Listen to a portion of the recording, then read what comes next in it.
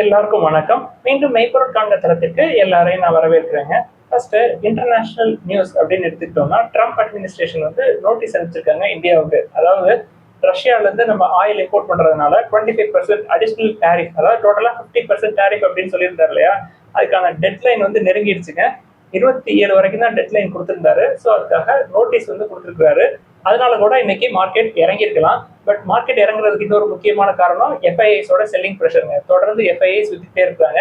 நேற்றும் இந்திய சந்தையில ஒரு 2466 கோடி ரூபாய் ஒர்த் ஆஃப் ஷேர்ஸ் கேஷ் செட்மெண்ட்ல நெட் செல்லர்ஸா தான் இருந்திருக்காங்க. அடுத்த முக்கியமான அப்டேட் என்னன்னு பார்த்தோம்னா, ஜெரோம் பவல் அவர்கள் வந்து ரேட் கட் பண்றதுக்கான ஒரு ஹிண்ட் கொடுத்திருக்காரு. செப்டம்பர் 2025ல ரேட் கட் வரலாம். மேபி 0.25 இல்ல 0.5 இல்ல 0.25 செப்டம்பர்ல, டிசம்பர்ல 0.25 அப்படி கூட ரேட் கட் பண்ணலாம். என்ன காரணம் அப்படின்றத பார்ப்போங்க. ஜாப் டேட்டா அவருக்கு சாட்டிஸ்ஃபைடா இல்ல, தென் ஃப்ரெஷ் ஹேரிங் அப்படின்றது குறைஞ்சிருக்கு, லே ஆஃப் வந்து அதிகமாயிருக்கு. சரி, இதுக்கும் ரேட் கட் பண்றதுக்கும் என்ன சம்பந்தம் அப்படின்றத பார்ப்போமே. ஒரு எக்கனாமில இன்ட்ரெஸ்ட் ரேட்டை கட் பண்றாங்க அப்படின்னா அதுக்கு என்ன அர்த்தம் அப்படின்னா, அந்த எக்கனாமி ஸ்லோ டவுன் ஆயிட்டு இருக்கு. ஸ்லோ டவுன் ஆகிற எக்கனாமியை தடுத்து நிறுத்துறதுக்கு, எக்கனாமியை ஆக்சிலேட் பண்றதுக்காக தாங்க இன்ட்ரெஸ்ட் ரேட்ஸை கட் பண்ணுவாங்க. இன்ட்ரெஸ்ட் ரேட்ஸை கட் பண்ணாங்க அப்படின்னா கம்பெனிஸ் வந்து அக்ரெசிவா லோன் வாங்குவாங்க, க்ரோத்துக்கான ப்ராஸ்பெக்ட்ஸ் எல்லாத்தையுமே தேட ஆரம்பிப்பாங்க. ஸோ ஜெரோம் பவல் அவர்கள் இந்த விஷயங்களுக்காக ரேட் கட் பண்ணலாம் அப்படின்னு சொல்லி ஒரு முடிவு எடுத்துக்கிற மாதிரி தெரியுதுங்க. இது வரைக்கும் ஜெரோம் பவல் அவர்கள் என்ன சொல்லியிருந்தாரு அப்படின்னா, டாரிஃப்ல எனக்கு கிளாரிட்டி வராத வரைக்கும் கட் பண்ண மாட்டேன் அப்படின்னு சொல்லியிருந்தாரு. ஸோ இப்போ அவரோட ஸ்டாண்டை கொஞ்சம் மாத்திட்டாருங்க, ஜாப் டேட்டா சாட்டிஸ்ஃபைடா இல்லாததுனால.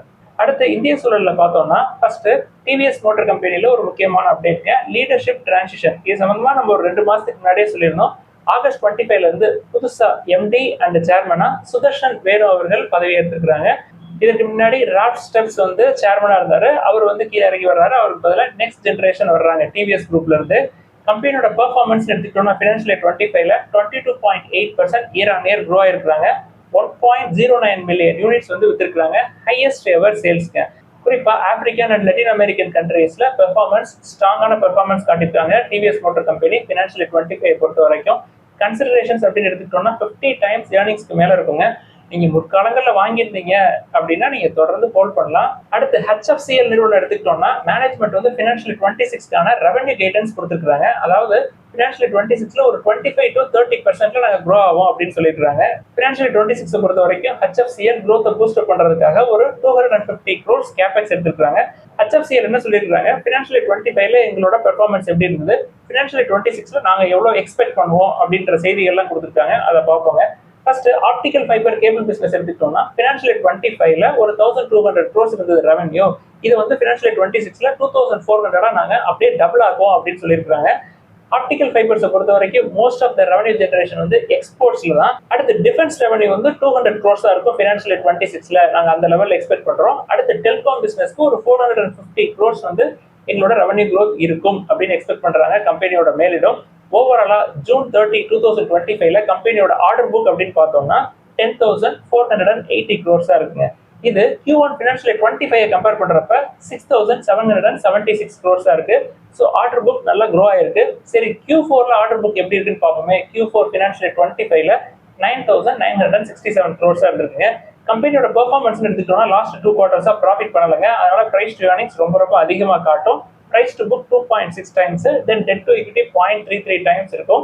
வேல்யூவேஷன் பாயிண்ட் ஆஃப் வியூல கம்பெனி வந்து கன்சிடர் பண்ற லெவல்ல இல்லைனாலும் ஸ்ட்ராங்கான ஆர்டர் புக் வச்சிருக்காங்க, ரெவன்யூ கைடன்ஸ் கொடுத்துருக்காங்க, அப்படியே டபுள் ஆகும் அப்படின்னு சொல்லியிருக்காங்க. ஸோ ஏற்கனவே உங்கள்கிட்ட இருக்கு அப்படின்னா நீங்க வந்து ஹோல்ட் பண்ணலாம், பட் ரிஸ்க் ரொம்ப ஜாஸ்தி. அடுத்து ரெனால்ட் எடுத்துக்கிட்டோம்னா, கம்பெனியோட மேலோட என்ன சொல்றாங்க, ஃபினான்ஷியல் 27ல நாங்க வந்து ஒரு 3% மார்க்கெட் ஷேரை பிடிச்சிருவோம், டபுள் டிஜிட் க்ரோத் அட்டைன் பண்ணிடுவோம் அப்படின்னு சொல்லி ஒரு கான்ஃபிடென்ட்டான வேர்ட்ஸை கொடுத்துருக்காங்க. லாஸ்ட் 2 years எடுத்துக்கிட்டோம்னா ரெனால்டோட சேல்ஸ் நம்பர்ஸ் ரொம்ப வீக்கா இருந்ததுங்க. ஸோ சேல்ஸ் க்ரோத்தை என்ஷூர் பண்றதுக்காக 3 rows SUV நாங்க லான்ச் பண்ணுவோம், தென் ரெனால்ட் டஸ்டரை நாங்க ரீலான்ச் பண்ணுவோம் அப்படின்னு கம்பெனியோட மேலிடம் சொல்லியிருக்காங்க. சரி, ஃபினான்ஷியல் 27ல 3% அட்டைன் பண்ணிடுவோம்னு சொல்லியிருக்காங்களே, இப்போ மார்க்கெட் ஷேர் எவ்வளவு இருக்கு அப்படின்னா 1% இருக்குங்க. முற்காலங்கள்ல அதாவது ஃபினான்ஷியல் 16-17லயே அவங்க 3% மார்க்கெட் ஷேருக்கு வந்துட்டாங்க. அதாவது 2011ல ரெனால்ட் டஸ்டரோட லான்ச்சுங்க. கிவிட் வந்து 2015ல லான்ச் பண்ணிருக்காங்க. ஸோ 2016-17 ஃபினான்ஷியல் இயர் எடுத்துக்கிட்டோம் அப்படின்னா 1,35,123 யூனிட்ஸ் வித்துருக்காங்க இந்த 2 வேரியன்ட்ல மட்டுமே. இந்த 2 வேரியன்ட்டை வச்சுக்கிட்டு அவங்க அப்பயே 3% மார்க்கெட் ஷேரை பிடிச்சிருக்காங்க. ஸோ லாஸ்ட் 6 or 7 இயர்ஸ்ல ஒரு 2% மார்க்கெட் ஷேரை லூஸ் பண்ணியிருக்காங்க ரெனால்ட். ஃபினான்ஷியல் 25ல ரெனால்டோட பெர்ஃபார்மன்ஸ் அப்படின்னு பார்த்தோம்னா 37,900 யூனிட்ஸ் வித்திருக்காங்க. அதாவது 1% மார்க்கெட் ஷேர் வச்சிருக்காங்க இப்போதைக்கு. அடுத்து சிட்டி ரிசர்ச் வந்து ஐடி செக்டர் பத்தி ஒரு ரிப்போர்ட் கொடுத்துருக்காங்க. அதுல முக்கியமா என்ன சொல்றாங்க அப்படின்னா, தேர்ட் கன்சிக்யூட்டிவ் இயரா இந்த ஐடி செக்டர்ல ஸ்லோ டவுன் அப்படின்றது கண்டினியூ ஆகுது அப்படின்னு சொல்லியிருக்காங்க. இது போக நிலைமை இப்போதைக்கு சரியாகாது, நியர் டேர்ம்ல எந்த சேஞ்சஸையும் நம்ம எதிர்பார்க்க முடியாது ஐடி செக்டரை பொறுத்த வரைக்கும் அப்படின்னு சொல்லி ஒரு ஹிண்ட் கொடுத்துருக்காங்க. இது போக growth அண்ட் மார்ஜின்ஸ் ரெண்டுமே வந்து டஃபா தான் இருக்கும், இது வந்து உடனே சரியாகாது அப்படின்னு சொல்லி நம்மளுக்கு முக்கியமான ஹிண்ட் கொடுத்துருக்காங்க. ஸோ நம்ம ஏற்கனவே சொல்லிக்கிட்டே இருக்கோம், ஐடி செக்டரை பொறுத்த வரைக்கும் வெயிட் பண்ணுவோம். நெக்ஸ்ட் இயர் அதாவது Q4 ஃபினான்ஷியல் 26 வரைக்குமே வெயிட் பண்ணலாம், நம்ம இன்னும் சீப்பான பிரைஸ்ல பிடிக்கலாம். இப்போதைக்கு விப்ரோவை மட்டும் பார்ப்போம், அதுவும் மினிஸ்கோல் குவான்டிட்டிஸ்ல தான். அடுத்து ஓயோ நிறுவனம் எடுத்துக்கிட்டோம்னா ஐபிஓ போலாமா அப்படின்னு சொல்லி ஒரு திட்டத்தில் இருக்கிறாங்க. ஃபர்ஸ்ட் டிராஃப்ட் டெட் கிளியரிங் ப்ராஸ்பெக்டஸை நவம்பர்ல சப்மிட் பண்ணலாமா அப்படின்னு சொல்லி ஒரு திட்டம் போட்டிருக்காங்க. $8 பில்லியன் வேல்யூவேஷன் எக்ஸ்பெக்ட் பண்றாங்க. அடுத்து ஹூண்டாய் மோட்டார்ஸ் இந்தியா எடுத்துக்கிட்டோம்னா கம்பெனிக்கு கிறிசில் வந்து டாப் டயர் கிரெடிட் ரேட்டிங் கொடுத்துருக்காங்க. அதாவது லாங் டேர்ம் ஷார்ட் டேர்ம் அப்படின்னு சொல்லி 2 கிரெடிட் ரேட்டிங் கொடுத்துருக்காங்க. லாங் டேர்ம்க்கு CRISIL AAA stable credit rating கொடுத்துருக்காங்க. ஷார்ட் டேர்ம்க்கு கிறிசில் A1+ கிரெடிட் ரேட்டிங் கொடுத்துருக்காங்க. So top tier credit rating கொடுக்குறாங்க அப்படின்னா அதுக்கு என்ன காரணமா இருக்குங்க? கம்பெனியுடைய operational efficiency, then strong financial positions. Hyundai Motors அருமையான கம்பெனிங்க, பட் நம்மளுக்கு வேல்யூவேஷன் அதிகமா இருந்தது. ஐபிஓ லான்ச் அப்பே 29 டைம்ஸ் ஏர்னிங்ஸ் இருந்தது, இப்போ 30 டைம்ஸ்க்கு மேல போயிடுச்சுங்க. அதனாலதான் நம்ம கன்சிடர் பண்றது இல்ல. 22 டைம்ஸ் ஏர்னிங்ஸ் இருக்கிற அசோக் லைலாண்டே நம்ம கன்சிடர் பண்றது இல்ல. 30 டைம்ஸ் ஏர்னிங்ஸ்ல மஹேந்திரா அண்ட் மஹேந்திரா கூட ஒரு ஹோல்டிங் கம்பெனி மாதிரி இருக்கு. ஐஷார் மோட்டார்ஸை நம்ம கன்சிடர் பண்றது இல்லைங்க. இப்ப சமீபத்தில் நம்ம ஒரு சில நிறுவனங்களை பத்தி பார்த்தோம், எஸ்கார்ட்ஸ் பத்தி பார்த்தோங்க, அது 20 டைம்ஸ் ஏர்னிங்ஸ்ல இருக்கு. ஸோ உங்களுக்கு விருப்பம் உள்ளவங்களுக்காண்டி தான் இந்த ஹிண்ட் உங்களுக்கு கொடுக்குறேன். அடுத்து பேங்க் ஆஃப் மகாராஷ்டிரா எடுத்துக்கிட்டோம்னா கம்பெனி வந்து ஸ்டேக் சேல் பண்றதுக்கான வேலையில ஈடுபடுவாங்கன்னு நினைக்கிறேங்க. ஃபினான்ஷியல் 26 முடியறதுக்குள்ள ஒரு 4.6% ஸ்டேக்கை விற்பாங்கன்னு நினைக்கிறேன். என்னன்னா ப்ரொமோட்டர் ஹோல்டிங்ஸ் வந்து ஒரு 75%க்கு மேல அதிகமா இருக்கு. அந்த ஸ்டேக்கை வித்து ஒரு 2000 crore ஃபண்ட் ரைஸ் பண்ற மாதிரி தெரியுதுங்க, எய்தர் OFSலயோ இல்ல QIPலயோ. இதுல QIP அப்படின்றது என்னன்னா ஷேர்ஸை வந்து இன்ஸ்டிடியூஷன்ஸ்க்கு, அதாவது மியூச்சுவல் ஃபண்ட் கம்பெனிஸ், தென் இன்சூரன்ஸ் கம்பெனிஸ்க்கு விற்பாங்க.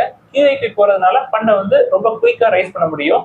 ஏற்கனவே அதாவது ஃபினான்ஷியல் 25ல கம்பெனி வந்து ஒரு 3500 crore ஃபண்ட் ரைஸ் பண்ணியிருந்தாங்க QIP மூலமா. கம்பெனியோட வேல்யூவேஷன்ஸ் அப்படின்னு எடுத்துக்கிட்டோம்னா 1.57 டைம்ஸ் புக்கு, 7 டைம்ஸ் ஏர்னிங்ஸ்ங்க.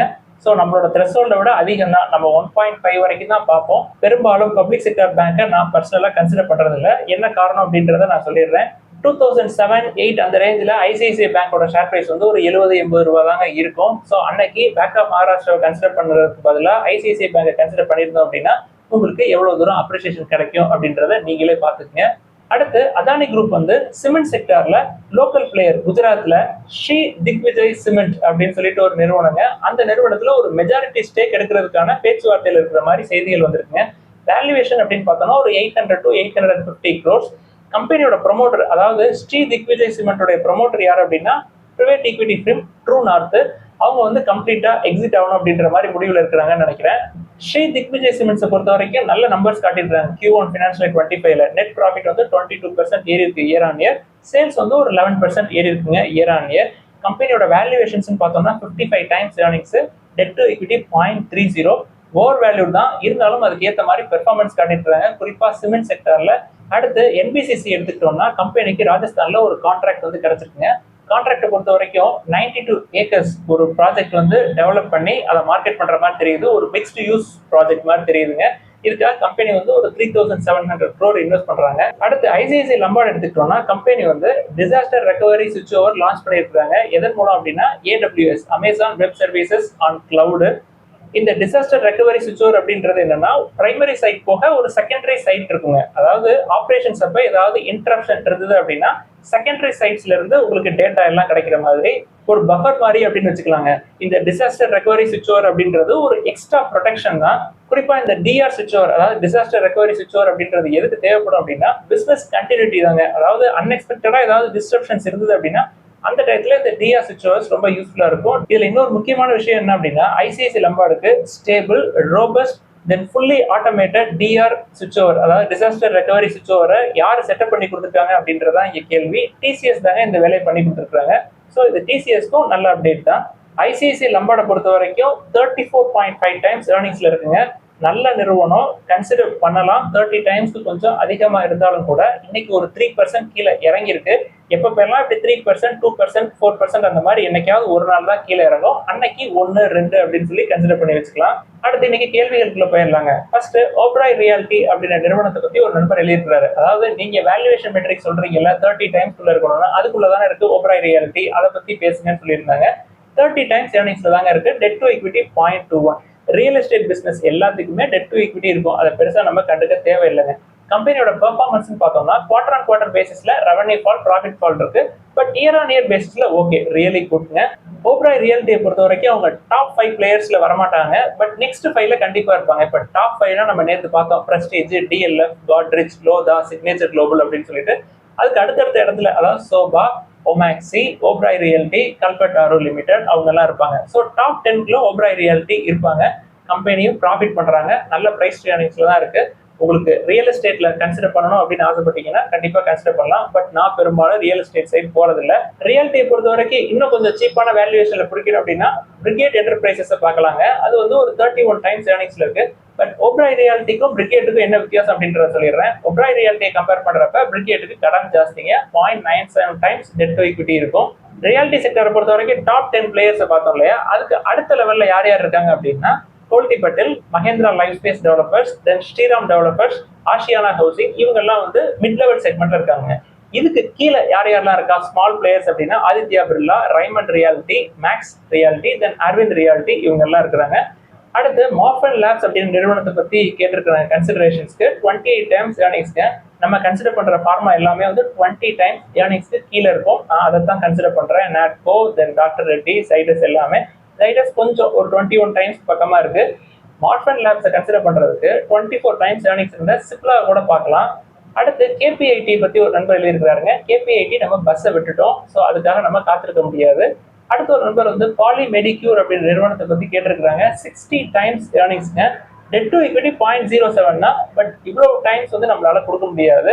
அடுத்த ஒரு நண்பர் வந்து எஸ் பேங்க், யூகோ பேங்க், இந்த 2 நிறுவனத்தை பத்தி என்ன நினைக்கிறீங்க, கன்சிடர் பண்ணலாமா, உங்களோட வியூ என்ன அப்படின்னு சொல்லி கேட்டிருக்காங்க. ரெண்டையுமே நான் கன்சிடர் பண்ண மாட்டேங்க. என்ன காரணம் அப்படின்றத சொல்லிடுறேன். எஸ் பேங்கை பொறுத்த வரைக்கும் பிரைஸ் டு ஏர்னிங்ஸ் ரொம்ப ரொம்ப அதிகம். அதை கூட விடுங்க, பிரைஸ் டு புக் எடுத்துக்கிட்டோம்னா 1.5 டைம்ஸ் பக்கமா வந்துருச்சு. ஸோ எஸ் பேங்க் 21.5ல தான் சுமிட்டோமோ மிட்சுயி கார்பரேஷன் வாங்குறாங்க. இப்போதைக்கு 25% ஸ்டேக்கை வாங்குறதுக்காக ஒரு அக்ரிமெண்ட் போட்ட மாதிரி தெரியுதுங்க. இன்னும் அவங்க ஃபர்தரா 25% ஸ்டேக் வாங்கணும். அவங்க கண்ட்ரோலிங் ஸ்டேக் எடுத்து அதுக்கப்புறம் கம்பெனியை டர்ன் ஓவர் பண்றதுக்கு இன்னும் நீண்ட காலம் ஆகுங்க. ஸோ அவ்வளவு காலம் நம்மளுக்கு சரி வராது. எப்போ முடியும் அப்படின்றது தெரியாது ஃபர்ஸ்ட். அடுத்து யூகோ பேங்க் எடுத்துக்கிட்டோம்னா 1.3 டைம்ஸ் தான் book. Price to earnings okay 15 times தான். பட் ஏற்கனவே பேங்க் ஆஃப் மகாராஷ்டிரால சொன்ன அதே கதை தான் யூகோ பேங்க்லயும். அதனால நான் என்டர் ஆக மாட்டேன் பர்சனலா. அடுத்த ஒரு நண்பர் வந்து industry or sector PE, then stock PE, இது ரெண்டை பத்தி எழுதியிருக்காரு. குறிப்பா பெட்ரோநெட் எல்என்ஜி வச்சு சொல்றாருங்க. அதாவது பெட்ரோநெட் எல்என்ஜிக்கு பிரைஸ் டு ஏர்னிங்ஸ் 11.5 டைம்ஸ் பக்கமா இருக்கு. But sector or industrial PE வந்து 16 டைம்ஸ் இருக்கு சார். அப்ப அந்த செக்டார்ல பெட்ரோநெட் எல்என்ஜி சீப் அப்படின்னு எடுத்தோங்க, வேற ஒன்றும் கிடையாது. பெட்ரோநெட் எல்என்ஜி சீப் தான். கன்சிடர் பண்றதுன்னா பண்ணலாம். அடுத்து ஈக்விட்டா ஸ்மால் ஃபைனான்ஸ் பேங்கோட பிரைஸ் டு புக்கு 1 தானே சார் இருக்கு, அதை வந்து கன்சிடர் பண்ணா என்ன அப்படின்னு சொல்லி கேட்கறாங்க. எதுக்காக நீங்க ஈக்விட்டா ஸ்மால் ஃபைனான்ஸ் பேங்கை கன்சிடர் பண்ணுவாங்க? உங்களுக்கு பேங்கிங் பிசினஸ் வேணும் அப்படின்னா இதை விட சீப்பான வேல்யூவேஷன்ல சவுத் இந்தியன் பேங்க் இருக்கு, கர்நாடகா பேங்க் இருக்கு, தமிழ்நாடு மெர்கடைல் பேங்க் இருக்கு. மைக்ரோ ஃபைனான்ஸ் வேணும் அப்படின்னா ஸ்பந்தனா ஸ்பூர்த்தி இருக்கு, முத்தூட் மைக்ரோஃபின் இருக்கு. இது எல்லாமே வந்து பிரைஸ் டு புக் 1 விட கம்மியா இருக்கிறதாங்க நான் சொல்லியிருக்கேன். உங்களுக்கு இன்னும் நல்ல ஹையர் லெவல்ல போகணும் அப்படின்னா இண்டஸ்இண்ட் பேங்க்கும் பிரைஸ் டு புக் 1 விட கம்மியா தான் இருக்கு. ஈக்விட்டாஸ்க்குள்ள போக வேண்டிய தேவை நமக்கு இருக்கா அப்படின்றதாங்க என்னுடைய கேள்வி. நம்ம பிரைஸ் டு புக் வந்து பேங்கிங் செக்டரை பொறுத்த வரைக்கும் 1க்கு மேல இருக்கிறத கன்சிடர் பண்றோம் அப்படின்னா அது வந்து நம்ம பெரும்பாலும் க்ரோத் இன்வெஸ்டிங்காக நம்ம பண்றோங்க. அது வந்து வேல்யூ இன்வெஸ்டிங்காக நம்ம பண்றது கிடையாது. For example IDFC first bank வந்து 1.4 டைம்ஸ் புக் இருக்கு, இருந்தாலும் அதை கன்சிடர் பண்றோம் அப்படின்னா அவங்க அக்ரெசிவா க்ரோ ஆவாங்க. இப்போதான் நம்மளுக்கு கன்சிடர் பண்றதுக்கு சான்ஸ் அப்படின்றதுனால நம்ம 1.4 டைம்ஸ்ல ஐடிஎஃப்சி ஃபர்ஸ்ட் பேங்கை கன்சிடர் பண்றோம். ஃபெடரல் பேங்கை கன்சிடர் பண்ணணும் அப்படின்னு ஆசைப்பட்டீங்கன்னா அவங்களும் கன்சிடர் பண்ணலாம். அவங்களும் அக்ரெசிவா க்ரோ ஆவாங்க. போட்டி யாருக்கு 2 பேருக்கு இருக்கும்னா ஃபெடரல் பேங்கா இல்ல ஐடிஎஃப்சி ஃபர்ஸ்ட் பேங்கா, யார் வந்து டாப் 5க்குள்ள உள்ள வர போறது அப்படின்றதுதான் போட்டியா இருக்கும். பட் இந்த போட்டியில ஐடிஎஃப்சி ஃபர்ஸ்ட் பேங்க் வந்து ஃபெடரல் பேங்கை பீட் பண்ணிட்டு முன்னாடி போயிருவாங்களோ அப்படின்ற ஒரு சந்தேகம் எனக்கு எப்பொழுதுமே உண்டு. அடுத்து ஆல் கார்கோ லாஜிஸ்டிக்ஸ் அப்படின்ற நிறுவனத்தை பத்தி கேட்டிருக்காங்க. கம்பெனியோட வேல்யூவேஷன் ஜாஸ்தி. என்ன காரணம் அப்படின்னா ரீசன்ட் குவார்டர்ஸ்ல லாஸ் வந்து வைடன் ஆயிருக்கு. இது ஒரு காரணம். பட் என்னைய பொறுத்த வரைக்கும் நான் கேட்வே டிஸ்ட்ரிக்ட் பேங்க்ஸை கன்சிடர் பண்றேன் லாஜிஸ்டிக்ஸ்க்காக. பிரைஸ் டு புக் 1.55 to 1.58 அந்த ரேஞ்சில் தான் இருக்கும். பிரைஸ் டு ஏர்னிங்ஸ் வந்து 10 டைம்ஸ் தான் இருக்கு. என்ன ஒரு டிஸ்அட்வான்டேஜ் அப்படின்னா டெட் டு ஈக்விட்டி 0.3 இது ஒரு பக்கெட்டு. தென் ரொம்ப மெதுவாக தான் மேலே போகும். நம்மளுக்கு லாஜிஸ்டிக்ஸ்ல வேணும் அப்படின்றதுனால ஒரு டிஃபென்சிவா அதை கன்சிடர் பண்ணி வச்சிருக்கேங்க. அடுத்த ஒரு நண்பர் வந்து இன்ஜினியர்ஸ் இந்தியா லிமிடெட் பத்தி கேட்டிருக்காங்க. நான் வந்து ஏற்கனவே 225ல ஒரு 120 குவான்டிட்டிஸ் கன்சிடர் பண்ணி வச்சிட்டேன் சார், இப்போ ஆவரேஜ் பண்றதா அப்படின்னு சொல்லி கேட்டிருக்காங்க. இன்ஜினியர்ஸ் இந்தியாவை பொறுத்த வரைக்கும் நான் பெரும்பாலும் பார்க்கறதே இல்லைங்க. அதோட கிராஃப் ஒரு காலங்கள நான் பார்த்தப்பயே மேலே கீழே மேலே கீழே மேலே கீழே போயிட்டு போயிட்டு வந்துட்டே இருக்கும். சைக்கிளிக்கா இருக்கும். ஒரு சைக்கிள் நல்லா ப்ராஃபிட் காட்டுவாங்க, மறுபடியும் ப்ராஃபிட் குறையும், மறுபடியும் ப்ராஃபிட் காட்டுவாங்க. ஃபார் எக்ஸாம்பிளுக்கு 2010ல ஷேர் பிரைஸ் ஒரு 170 ரூபாய்க்கு பக்கமா இருந்திருக்கு. 2017ல மறுபடியும் 200 ரூபாய்க்கு பக்கமா இருந்திருக்கு. தென் 2025ல மறுபடியும் 200 ரூபாய்க்கு பக்கமா இருக்கு. இதற்கு மத்தியில 100 போய் டச் பண்ணிட்டு வந்திருக்கு. ஸோ இப்படி மேலே கீழேன்னு போயிட்டு போயிட்டு வருங்க.